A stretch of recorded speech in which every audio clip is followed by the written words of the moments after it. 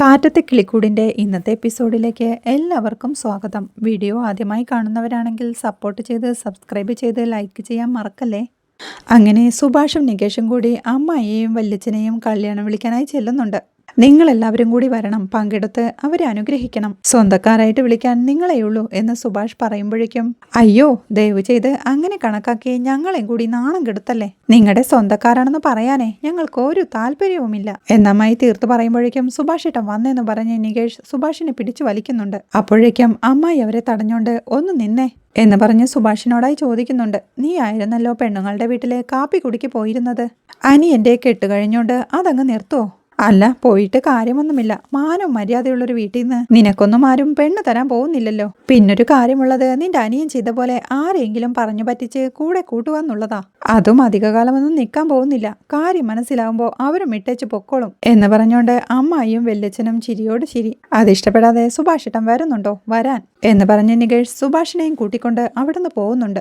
ആ കാഴ്ച കാണുന്ന സുനന്ദയും അമ്മയോടായി എന്തു നാക്ക അമ്മ ഇത്, എടുത്തു വളച്ച വിഷം മാത്രമേ വരൂ അല്ലേ എന്ന് ചോദിക്കുന്നുണ്ട്. അവളെ ഒരു അടി കൊടുത്തോണ്ട് അകത്ത് കയറി പോടി, അവളെന്നെ ഗുണദോഷിക്കാൻ വന്നിരിക്കുന്നു, പോടി എന്ന് പറയുമ്പോഴേക്കും സുനന്ദയും അകത്തോട്ട് കയറി പോകുന്നുണ്ട്. അവന്റെ ഒരു റിസപ്ഷൻ വാ ഏട്ടാ എന്നും പറഞ്ഞോണ്ട് ഇന്ദിരയും ഗംഗാധരനെയും വിളിച്ച് അകത്തോട്ട് കയറി പോകുന്നുണ്ട്. അവിടെ ഭാസ്കരൻ വീടിന്റെ ഉമ്മറത്തിരുന്ന് കണ്ണാടിയിൽ നോക്കി തന്റെ മീശ റെഡിയാക്കിക്കൊണ്ടിരിക്കുമ്പോഴാണ് സുഭാഷിന്റെ പണിക്കാർ ഒരു വണ്ടിയിൽ ചേറൊക്കെയായി അങ്ങോട്ടെത്തുന്നത്. അയാൾ വണ്ടിയിൽ നിന്ന് ഇറങ്ങി സുഭാഷ് ഏട്ടാന്ന് വിളിക്കുമ്പോഴേക്കും നീയോ എന്നും ചോദിച്ചോണ്ട് സുഭാഷും അങ്ങോട്ട് ഇറങ്ങി വരുന്നുണ്ട്. സുഭാഷ് അങ്ങോട്ട് ഇറങ്ങി ചെല്ലുമ്പോൾ പന്തൽ എവിടെ ഇടണം, സ്റ്റേജ് എവിടെ കെട്ടണം എന്നൊക്കെ അവർ ചോദിക്കുന്നുണ്ട്. എന്ത് ചോദ്യമായി ഇത്, പന്തൽ പുറത്തല്ലേ ഇടുന്നത്, അല്ലാതെ വീടിനകത്തല്ലല്ലോ എന്ന് ഹിന്ദിയിൽ ഭാസ്കരനും ചോദിക്കുന്നുണ്ട്. അത് കേൾക്കെ ബംഗാളി എന്തോ പിറുപിറുക്കുമ്പോഴേക്കും മതി മതി, ബംഗാളി വേണ്ട കേട്ടോ, ബാക്കി നീ ഉദ്ദേശിച്ചതും എനിക്ക് മനസ്സിലായി എന്നവനെ ഭാസ്കരൻ വഴക്ക് പറയുമ്പോഴേക്കും അച്ഛ ഒന്ന് മിണ്ടാതിരുന്നേ അച്ഛ എന്ന് സുഭാഷും പറയുന്നുണ്ട്. എന്നിട്ട് സുഭാഷ് അവർക്ക് നിർദ്ദേശം കൊടുക്കുന്നുണ്ട്. ദാ ഈ മുറ്റത്തിട്ടാ മതി, പിന്നെതേ ഇവിടെയായിട്ട് സ്റ്റേജ് വേണം, മഴ കൊള്ളാതിരിക്കാൻ പാകത്തിന് ഒരു ചെറിയ പന്തൽ, പിന്നെ ആൾക്കാർക്കൊക്കെ ഇരിക്കാനായിട്ട് കുറെ ചെയറും വേണം, പിന്നെ ഇവിടെ ഫുള്ള് ലൈറ്റ്സും വേണം, സ്റ്റേജ് ഡെക്കറേഷനൊക്കെ ഞാൻ വേറെ ഏൽപ്പിച്ചിട്ടുണ്ട്, എന്നാ പിന്നെ തുടങ്ങിക്കോ എന്ന് സുഭാഷ് പറയുമ്പോഴേക്കും അഡ്വാൻസ് കൊടുക്കണമെന്ന് അയാൾ പറയുന്നുണ്ട്. എത്ര വേണമെന്ന് സുഭാഷ് ചോദിക്കുമ്പോൾ 10,000 എന്ന് അയാളും. അതുകൾക്ക് വല്ല നക്കാപ്പിച്ചും കൊടുത്തു വിടറാ എന്ന് പറഞ്ഞുകൊണ്ട് ഭാസ്കരനും അകത്തോട്ട് കയറി പോകുന്നുണ്ട്. അത് വിട്, പൈസ ഞാൻ എടുത്തോണ്ട് വരാം, നിങ്ങൾ അപ്പോഴേക്കും സാധനം ഇറക്കിക്കോന്നും പറഞ്ഞേ സുഭാഷ് പാചകം നടക്കുന്നിടത്തേക്ക് ചെല്ലുന്നുണ്ട്. അവിടെ ചെന്ന് ബിരിയാണി ഉണ്ടാക്കുന്ന ഇക്കയോട് ഇക്ക ബിരിയാണിയൊക്കെ സൂപ്പർ ആയിരിക്കണമെന്ന് നിർദ്ദേശിക്കുന്നുണ്ട്. നിന്റെ വീട്ടിലെ ആദ്യത്തെ കല്യാണമല്ലേ, അബൂക്കയുടെ വക സ്പെഷ്യൽ ബിരിയാണി ആയിരിക്കും എന്നയാൾ പറയുമ്പോഴേക്കും നികേഷ് അങ്ങോട്ട് എത്തുന്നുണ്ട്. സുഭാഷ് ഏട്ടാ ആ സ്റ്റേജിന്റെ ആള് വിളിച്ചിരുന്നു, അഡ്വാൻസ് ജിപേ ചെയ്യാൻ നമ്പർ തന്നിട്ടുണ്ട് എന്ന് പറഞ്ഞ് മൊബൈൽ കൊടുക്കുമ്പോഴേക്കും അത് നോക്കിക്കൊണ്ട് ഇപ്പൊ ചെയ്യാമെന്ന് പറഞ്ഞ് സുഭാഷ് അവനെയും കൂട്ടിക്കൊണ്ട് നടന്നു തുടങ്ങി. എത്രയാടാന്ന് ചോദിക്കുന്നുണ്ട്. 1,500 രൂപയാ പറഞ്ഞെന്ന് നികേഷും പറയുന്നുണ്ട്. പിന്നീട്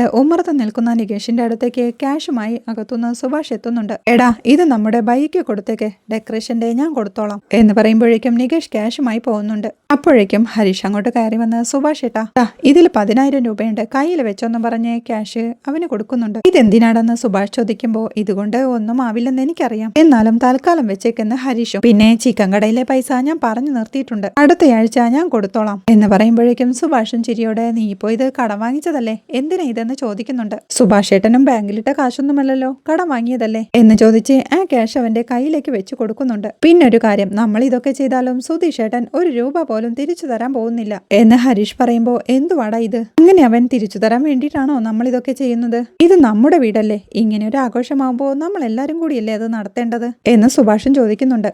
സുഭാഷ് ഏട്ടൻ വിചാരിക്കുന്നത് പോലെ അങ്ങേരും വിചാരിക്കണം, അത് ചെയ്യില്ലെന്നാ ഞാൻ പറഞ്ഞെന്ന് ഹരീഷും പറയുന്നുണ്ട്.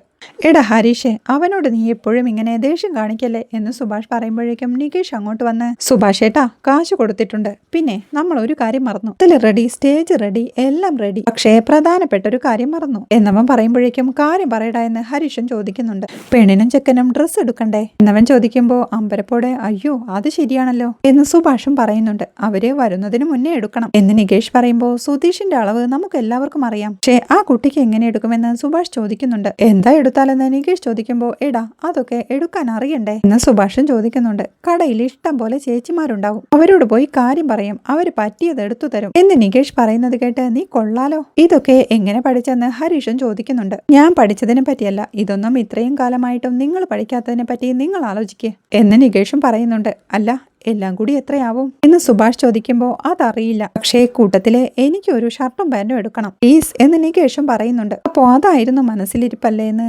ചിരിയോടെ ഹരീഷും ചോദിക്കുന്നുണ്ട്.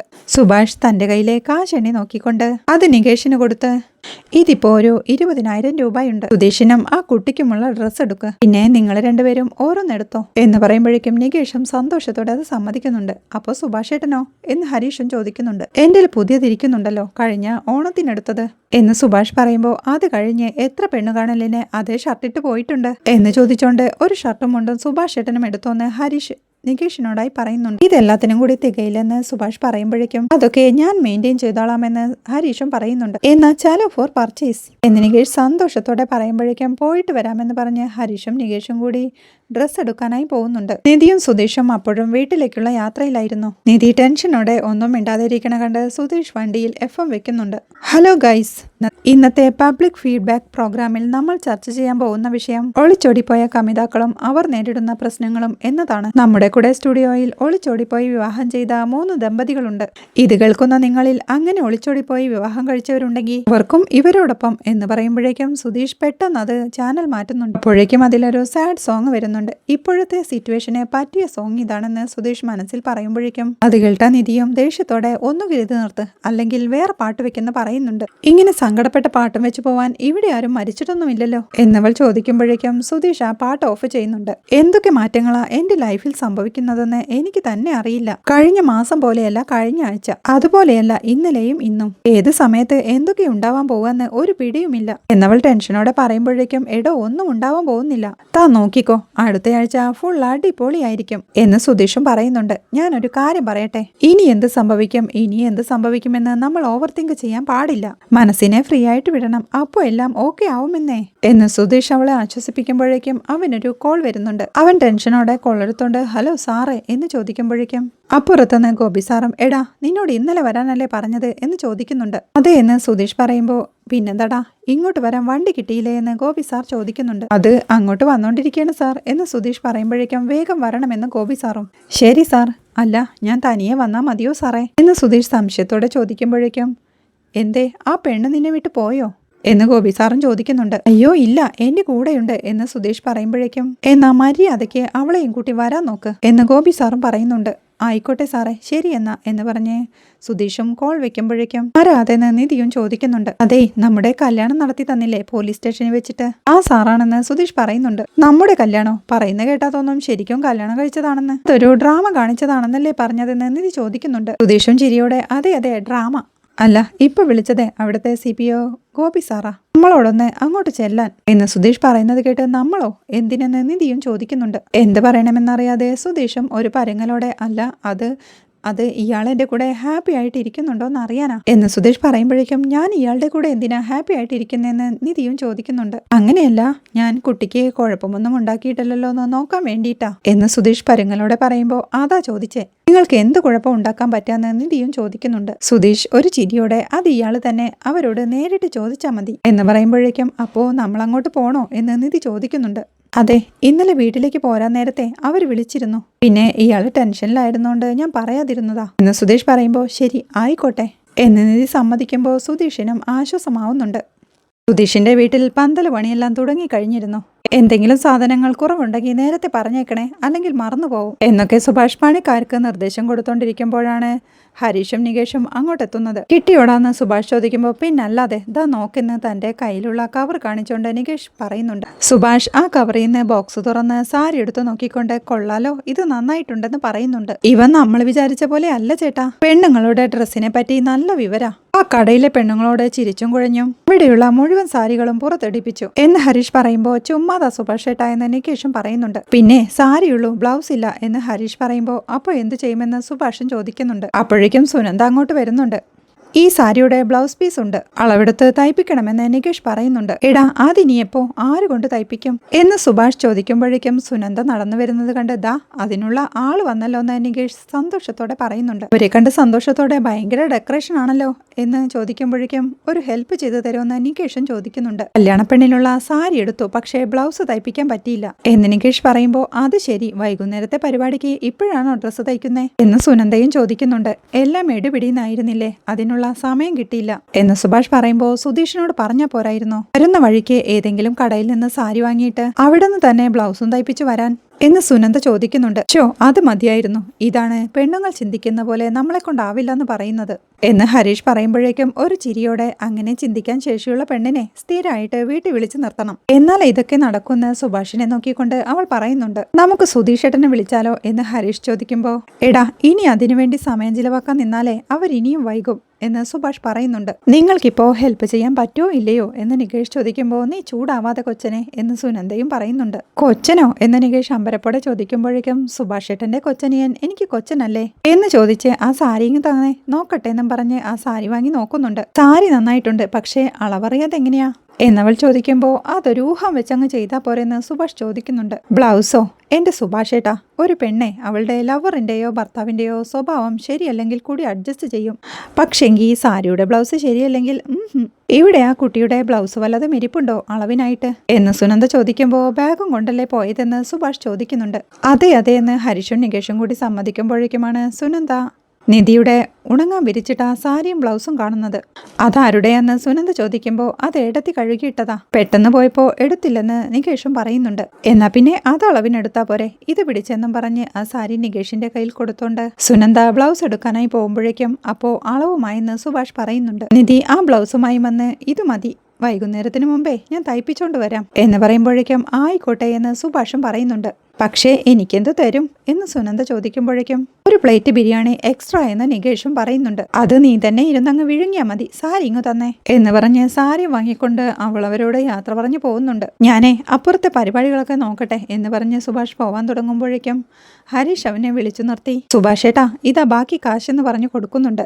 എന്താ ഇതെന്ന് സുഭാഷ് ചോദിക്കുമ്പോൾ ബാക്കി സാരിയും സുധീഷേട്ടനുള്ള ഡ്രസ്സും നികേഷിനുള്ള ഡ്രസ്സും കഴിഞ്ഞ് ബാക്കി 1500 ഉണ്ട്. പൂവിന്റെ കാശും ഞാൻ കൊടുത്തു, അതിനി സുഭാഷ് ഏട്ടൻ തരാൻ നിൽക്കണ്ട എന്ന് ഹരീഷ് പറയുമ്പോഴേക്കും എടാ അപ്പോൾ നീ ഷർട്ട് എടുത്തില്ലെന്ന് സുഭാഷ് ചോദിക്കുന്നുണ്ട്. സുഭാഷ് ഏട്ടൻ എന്തായാലും ഓണക്കോടി വെച്ച് അഡ്ജസ്റ്റ് ചെയ്യുന്നല്ലേ പറഞ്ഞത്, എന്റെ കയ്യിലുമുണ്ട് അധികം ഉപയോഗിക്കാത്ത ഒന്ന്, അത് മതിയെന്നേ, വെറുതെ ചെലവ് കൂട്ടണത് എന്തിനാ? ഈ വീട്ടിൽ നിന്ന് വർക്ക്ഷോപ്പിലേക്കല്ലാതെ ഞാൻ എവിടേക്കാ പോകുന്നേ എന്ന് ചോദിച്ച് ആ കാശ് സുഭാഷിന്റെ കയ്യിൽ വെച്ച് കൊടുക്കുന്നുണ്ട് ഹരീഷ്. സുഭാഷ് അത് വാങ്ങി പോക്കറ്റിലിട്ടുണ്ട് ചിരിയോടെ പോവാൻ തുടങ്ങുമ്പോഴേക്കും ഹരീഷ് അവനെ വീണ്ടും പിടിച്ചു നിർത്തിക്കൊണ്ട് സുഭാഷ് ഏട്ടാ, ഏട്ടന് വിഷമമില്ലേ എന്ന് ചോദിക്കുന്നുണ്ട്. വിഷമോ? സുധീഷ് ഏട്ടന്റെ കല്യാണം കഴിഞ്ഞതിൽ ഏട്ടന് വിഷമമൊന്നുമില്ലേ?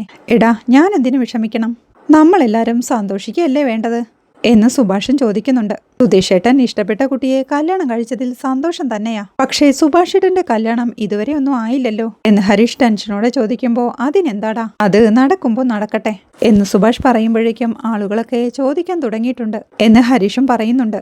എടാ നമ്മുടെ ആളുകൾക്ക് സ്വന്തം അടുക്കളയിൽ എന്താണ് ഉള്ളത് എന്നതിനേക്കാൾ ആരാന്റെ അടുക്കളയിൽ അന്വേഷിക്കുന്നതാ കൂടുതൽ ഇഷ്ടം. നീ അത് വിട്, നീ അതൊന്നും ശ്രദ്ധിക്കാനേ നിക്കണ്ട, പണികൾ കുറേയുണ്ട്, നീ അതൊക്കെ ചെയ്യാൻ നോക്ക് എന്ന് പറഞ്ഞ് സുഭാഷ് അവിടെ നിന്ന് പോകുമ്പോഴേക്കും ഹരീഷും ആകെ ടെൻഷനോടെ അവിടെ തന്നെ നിൽപ്പുണ്ട്. അപ്പോഴേക്കും സുധീഷും നിധിയും കൂടി വണ്ടിയിൽ ഡീസൽ അടിക്കാനായി ഒരു പെട്രോൾ പമ്പിലേക്ക് എത്തുന്നുണ്ട്. സുധീഷ് വണ്ടി നിർത്തി ഇറങ്ങി ചേട്ടാ ഡീസല് ഒരു 1500 രൂപയ്ക്ക് എന്ന് പറയുമ്പോഴേക്കും വണ്ടിയിൽ ഡീസൽ അടിക്കാനായി തുടങ്ങുന്നുണ്ട്. സുധീഷ് അപ്പോഴേക്കും തന്റെ പേഴ്സ് തുറന്നു നോക്കുമ്പോഴേക്കും അതിൽ കാശൊന്നും കാണുന്നില്ല. ആകെ ടെൻഷനോടെ അവൻ തന്റെ മൊബൈലും എടുത്ത് നടന്ന് വണ്ടിയിലിരിക്കുന്ന നിധിയുടെ അടുത്തേക്ക് ചെന്ന് ഞാനിപ്പോൾ ഒന്ന് ഫോൺ ചെയ്തിട്ട് വരാമേ എന്ന് പറഞ്ഞ് അവിടെ നിന്ന് മാറിപ്പോകുന്നുണ്ട്. സുധീഷ് മാറി നിന്ന് സുഭാഷിനെ വിളിക്കുമ്പോഴേക്കും സുഭാഷ് കോൾ എടുത്തോണ്ട് പറയടാ എവിടെ എത്തിയെന്ന് ചോദിക്കുന്നുണ്ട്. ഞങ്ങൾ വന്നോണ്ടിരിക്കുക എന്ന് സുധീഷ് പറയുമ്പോൾ വേഗം എത്തില്ലെന്ന് സുഭാഷും ചോദിക്കുന്നുണ്ട്. വരുമെന്ന് സുധീഷ് പറയുമ്പോൾ നിന്റെ കൂടെ അവളും കൂടി ഇല്ലേ എന്ന് സുഭാഷ് ചോദിക്കുന്നുണ്ട്. അതെ ഉണ്ട് ചേട്ടാ എന്ന് സുധീഷ് പറയുമ്പോഴേക്കും ഓക്കെ ശരി എന്ന് പറഞ്ഞ് സുഭാഷ് കോൾ വെക്കാനായി തുടങ്ങുമ്പോഴേക്കും സുധീഷ് വെക്കല്ലേ എന്ന് വിളിച്ചു പറയുന്നുണ്ട്. പറ എന്ന് സുഭാഷ് പറയുമ്പോൾ ഞാൻ വിളിച്ചതേ കുറച്ച് പൈസയ്ക്ക് വേണ്ടിയിട്ടാ എന്ന് സുധീഷ് പറയുന്നുണ്ട്. നീ അതൊന്നും പേടിക്കണ്ടെന്നേ, ഇങ്ങ് വന്നാൽ മാത്രം മതി, പൈസയ്ക്ക് ഇവിടെ ഉണ്ടെന്ന് സുഭാഷ് പറയുന്നുണ്ട്. അയ്യോ അതല്ല, ഇപ്പൊ വേണം, ഞാൻ പമ്പിൽ നിൽക്കുക എന്ന് സുധീഷ് പറയുമ്പോഴേക്കും സാറേ കഴിഞ്ഞു, വണ്ടി മാറ്റിയിടുന്നേ പെട്രോൾ പമ്പിലെ ജീവനക്കാരൻ വിളിച്ചു പറയുന്നുണ്ട്. ദാ വരുന്നു സുധീഷ് വിളിച്ചു പറയുമ്പോഴേക്കും നിധിയും അവനെ ശ്രദ്ധിക്കുന്നുണ്ട്. ഏട്ടാ ഒരു 1500 രൂപ അല്ലെങ്കിൽ ഒരു 2500 രൂപ അയച്ചു തരുമോ എന്ന് സുധീഷ് സുഭാഷിനോടായി ചോദിക്കുന്നുണ്ട്. ശരി ഞാൻ അയക്കാം, വെച്ചോ നീ എന്ന് പറഞ്ഞ് സുഭാഷും ആ കോൾ കട്ട് ചെയ്യുന്നുണ്ട്. സുധീഷ് വേഗത്തിൽ വന്ന് വണ്ടി എടുത്ത് മാറ്റിയിടാനായി തുടങ്ങുമ്പോഴേക്കും സാറേ പൈസ എന്ന് അവിടുത്തെ ജീവനക്കാരനും ചോദിക്കുന്നുണ്ട്. വണ്ടി എടുത്ത് മാറ്റിയിട്ടിട്ട് വരാടോ, ഞാനെങ്ങും ഓടിപ്പോവൊന്നുമില്ല എന്ന് സുധീഷ് പറയുമ്പോഴേക്കും പേ ചെയ്തിട്ട് പോവാലോ സാറേന്ന് അയാളും ചോദിക്കുന്നുണ്ട്. അയാളുടെ ചോദ്യം കേട്ട് ശരി എന്ന് പറഞ്ഞ് തന്റെ മൊബൈൽ എടുത്തോണ്ട് QR കോഡ് എവിടെയെന്ന് അയാളോടായി ചോദിക്കുന്നുണ്ട്. അയാൾ അതെടുത്ത് കാണിച്ചു കൊടുക്കുമ്പോഴേക്കും സുധീഷും ആ ക്യാഷ് പേ ചെയ്യുന്നുണ്ട്. അവനും സീറ്റ് ബെൽറ്റ് ഇട്ടുണ്ട്. ഒരു അർജന്റ് കോൾ വന്നേ, അതാ എന്ന് നിധിയോടായി പറയുന്നുണ്ട്. അത് കേൾക്കെ കാശില്ല അല്ലേ എന്ന് നിധിയും ചോദിക്കുന്നുണ്ട്. ആര് പറഞ്ഞു എന്ന് സുധീഷ് ചോദിക്കുമ്പോ ഞാൻ കാരണം കുറെ ചെലവാവുന്നുണ്ടല്ലേ എന്ന് നിധിയും ചോദിക്കുന്നുണ്ട്. ഏയ് അതൊക്കെ വിട്ടേക്കെന്ന് സുധീഷ് ചിരിയോടെ പറയുമ്പോഴേക്കും ഞാൻ നാളെ തന്നെ തിരിച്ചു തരാമെന്ന് നിധിയും പറയുന്നുണ്ട്. അതെ, നമുക്കിപ്പോ എന്തെങ്കിലും കഴിക്കാം, എനിക്ക് വല്ലാത്ത വിശപ്പ് എന്ന് സുധീഷ് പറയുമ്പോഴേക്കും വണ്ടി മാറ്റിയിടെന്ന് അവിടുത്തെ ജീവനക്കാരൻ സുധീഷിനോടായി പറയുന്നുണ്ട്. അത് കേൾക്കെ സുധീഷും എടുക്കാമെന്ന് പറഞ്ഞ് അവിടുന്ന് വണ്ടിയുമായി പോകുന്നുണ്ട്. പിന്നീട് അവർ രണ്ടുപേരും ഒരു ഹോട്ടലിൽ ഭക്ഷണം കഴിക്കാനിരിക്കുന്നതാണ് കാണിക്കുന്നത്. അപ്പോഴേക്കും സുധീഷിന്റെ മൊബൈലിലേക്ക് ഒരു മെസ്സേജ് വരുന്നുണ്ട്. അവൻ ആ മെസ്സേജ് എടുത്തു നോക്കിക്കൊണ്ട് ദേ ഇത് ഇയാളുടെ ഏട്ടത്തി അയച്ചതാണല്ലോ, ദേ നോക്കിയേ എന്ന് പറഞ്ഞ് നിധിയെ കാണിക്കുന്നുണ്ട്. ഹോസ്പിറ്റലിൽ കിടക്കുന്ന അച്ഛന്റെ വീഡിയോ ആയിരുന്നു അത്. നിധി അത് നോക്കിക്കൊണ്ട് സന്തോഷത്തോടെ അച്ഛന എന്ന് പറയുമ്പോഴേക്കും എവിടെ നോക്കട്ടെ എന്ന് പറഞ്ഞ് സുധീഷും അത് വാങ്ങി നോക്കുന്നുണ്ട്. ആഹാ കൊള്ളാലോ, നല്ല മിടുക്കനായിട്ടുണ്ടിപ്പോ, ഇത് കണ്ടാ തൂങ്ങാൻ പോയതാണെന്ന് തോന്നേയില്ല എന്ന് പറഞ്ഞവൻ ചിരിക്കുമ്പോഴേക്കും നിധി ദേഷ്യത്തോടെ അവനെ നോക്കുന്നുണ്ട്. ഇത് കണ്ട് അവനും അയ്യോ ശരിക്കൊന്നും തോന്നല്ലേ കേട്ടോ, ഞാൻ വേറൊരു അർത്ഥത്തിലൊന്നും പറഞ്ഞതല്ല, ഞാൻ ഉദ്ദേശിച്ചതേ ആള് നല്ല ആരോഗ്യവാനായിട്ട് ഇരിപ്പുണ്ടല്ലോ എന്നാ. സോറിട്ടോ, ഞാനിങ്ങനെ പറയുന്നോണ്ട് തെറ്റായിട്ട് എടുക്കല്ലേ, എന്റെ ഒരു രീതി അങ്ങനെയാ എന്ന് സുധീഷ് പറയുമ്പോഴേക്കും ഞാൻ പേടിച്ച പോലൊന്നും സംഭവിച്ചില്ലല്ലോ, അത് മതിയെന്ന് നിധിയും പറയുന്നുണ്ട്. അപ്പോഴേക്കും അവർക്കുള്ള ഓർഡറും ചോദിച്ചുകൊണ്ട് ആളെത്തുന്നുണ്ട്. കഴിക്കാൻ എന്താ ഉള്ളതെന്ന് സുധീഷ് ചോദിക്കുമ്പോൾ mutton biryani, chicken 65, fried rice എന്നൊക്കെ അയാൾ പറയുമ്പോഴേക്കും സുധീഷ് തന്റെ കാലിയായ പോക്കറ്റിലേക്ക് നോക്കിക്കൊണ്ട് അതല്ലാതെ വേറെന്താ ഉള്ളതെന്ന് ചോദിക്കുന്നുണ്ട്. എനിക്ക് ചിക്കൻ ബിരിയാണി മതിയെന്ന് നിധി പറയുന്നുണ്ട്. എന്ന 2 ചിക്കൻ ബിരിയാണി എന്ന് സുധീഷ് പറയുമ്പോഴേക്കും അയാളും ശരിയെന്ന് പറഞ്ഞ് അവിടെ നിന്ന് പോകുന്നുണ്ട്. നല്ല വിശപ്പ് അതാ എന്ന് നിധി പറയുമ്പോഴേക്കും അതിനിപ്പോ എന്താന്ന് സുധീഷും ചോദിക്കുന്നുണ്ട്. ഇതും കൂടി ചേർത്ത് ഞാൻ നാളെ തരാട്ടോ എന്ന് നിധി പറയുന്നത് കേട്ട് സുധീഷും ചിരിയോടെ ഇരിക്കുന്ന കണ്ട് എന്താ എന്ന് അവൾ ചോദിക്കുന്നുണ്ട്. അതെ, ഇടയ്ക്കിടയ്ക്ക് ഇങ്ങനെ കാശി കാശി എന്ന് പറയണ്ട കേട്ടോ, എനിക്ക് എന്തോ പോലെ തോന്നുന്നു സുധീഷും പറയുന്നുണ്ട്. അതല്ല, ആരോടോ കാശ് ചോദിക്കുന്നത് കേട്ടോ, അതാ എന്ന് നിധിയും പറയുന്നുണ്ട്.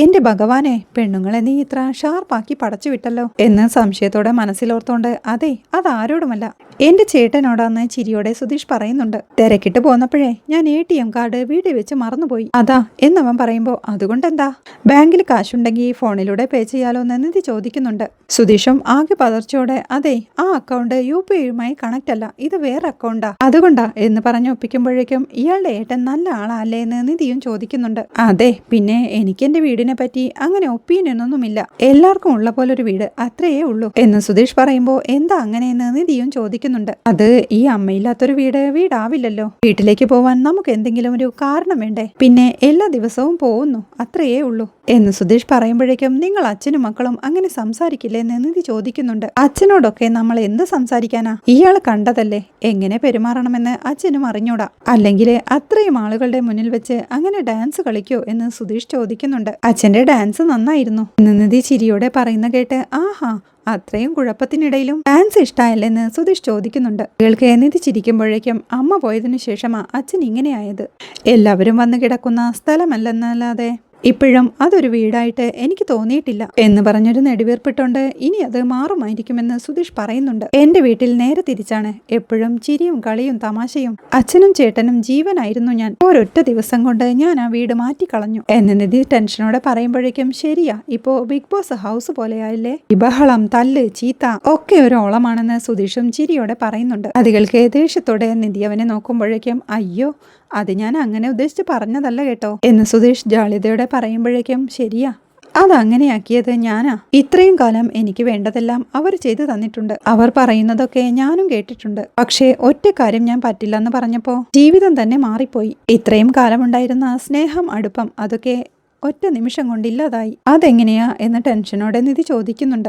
എടോ ഈ സ്നേഹം എന്ന് പറഞ്ഞു കഴിഞ്ഞാ അങ്ങനെയാ, ഇപ്പോ എനിക്ക് വേണ്ടി ഇയാളൊരു കാര്യം ചെയ്തു കഴിഞ്ഞാല് ഇയാൾക്ക് വേണ്ടി ഞാൻ വേറൊരു കാര്യം ചെയ്യും, ഇപ്പോ എനിക്ക് ഇഷ്ടപ്പെട്ട പോലെയല്ല ഇയാള് പെരുമാറുന്നതെങ്കിൽ അതുവരെ ഇയാള് ചെയ്തു തന്ന കാര്യങ്ങളൊക്കെ ഞാൻ അങ്ങ് മറക്കും, എന്നിട്ട് എനിക്കിഷ്ടമുള്ള പോലെ ഞാൻ അങ്ങ് ചെയ്യും. ഈ അൺകണ്ടീഷണൽ ലവ് എന്നൊക്കെ പറയില്ലേ, അതൊക്കെ വെറുതെയാ, എല്ലാ തരം സ്നേഹവും കണ്ടീഷണലാ, ഇങ്ങോട്ടെങ്ങനെയാണോ അതുപോലെ നമ്മൾ അങ്ങോട്ടും ചെയ്യൂ, അതത്രയേ ഉള്ളൂ എന്ന് ചിരിയോടെ സുധീഷും പറയുന്നുണ്ട്. പക്ഷെ ഇയാൾ അങ്ങനെയല്ലല്ലോ എന്ന് നിധി ചോദിക്കുന്നത് കേട്ട് അവളെ നോക്കി ചിരിയോടെ ഇരിക്കുന്ന സുധീഷിനെ കാണിക്കുന്നിടത്താണ് ഇന്നത്തെ എപ്പിസോഡ് അവസാനിക്കുന്നത്. വീഡിയോ ഇഷ്ടമായാൽ സപ്പോർട്ട് ചെയ്ത് സബ്സ്ക്രൈബ് ചെയ്ത് ലൈക്ക് ചെയ്യാൻ മറക്കല്ലേ.